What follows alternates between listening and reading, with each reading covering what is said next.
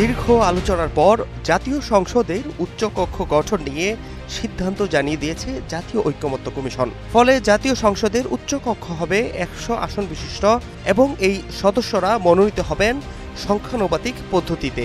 অর্থাৎ জাতীয় নির্বাচনে দলগুলো যে ভোট পাবে তার ভিত্তিতে দলগুলোর মধ্যে এসব আসন বণ্টন করা হবে। বৃহস্পতিবার সংলাপের 23তম দিনে ফরেন সার্ভিস একাডেমিতে রাজনৈতিক দলগুলোর সঙ্গে আলোচনায় এই সিদ্ধান্ত জানানো হয়। দীর্ঘ আলোচনা সত্ত্বেও দলগুলোর মধ্যে ঐক্যমত্য না হওয়ায় এবং ভিন্নমত থাকায় বিষয়টি কমিশনের উপর ন্যস্ত করা হয়েছিল। সেই দায়িত্ব পালনের অংশ হিসেবে কমিশন এই সিদ্ধান্ত জানায়। তবে এই সিদ্ধান্তে আপত্তি জানিয়েছে বিএনপি ও তাদের সমমনা দল এবং জোট। তারা বলছেন উচ্চকক্ষে সদস্য মনোনীত হতে হবে।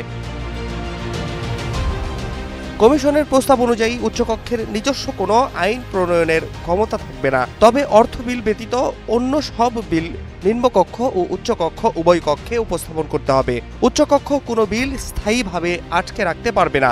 1 মাসের বেশি বিল আটকে রাখলে সেটিকে উচ্চকক্ষ কর্তৃক অনুমোদিত বলে গণ্য করা হবে। নিম্নকক্ষ কর্তৃক প্রস্তাবিত বিলসমূহ পর্যালোচনা ও বিশ্লেষণ করবে উচ্চকক্ষ এবং নির্ধারিত সময়সীমার মধ্যে তা অনুমোদন অথবা প্রত্যাখ্যান করতে হবে। যদি উচ্চকক্ষ কোনো বিল অনুমোদন করে তবে উভয় কক্ষে পাশ হওয়া বিল রাষ্ট্রপতির সম্মতির জন্য পাঠানো হবে। আর যদি উচ্চকক্ষ কোনো বিল প্রত্যাখ্যান করে তাহলে তা সংশোধনের সুপারিশ সহ নিম্নকক্ষে পুনর্বিবেচনার জন্য পাঠানো হবে। নিম্নকক্ষ সেই সংশোধনসমূহ আংশিক বা পূর্ণভাবে গ্রহণ কিংবা প্রত্যাখ্যান করতে পারবে। তবে বিএনপি এবং তাদের মিত্র জাতীয়তাবাদী সমমনা জোট 12 দলীয় জোট এনডিএম ও এলডিপি দাবি জানিয়েছে যে উচ্চকক্ষে আসন বরাদ্দ নিম্নকক্ষে প্রাপ্ত আসনের ভিত্তিতে দিতে হবে।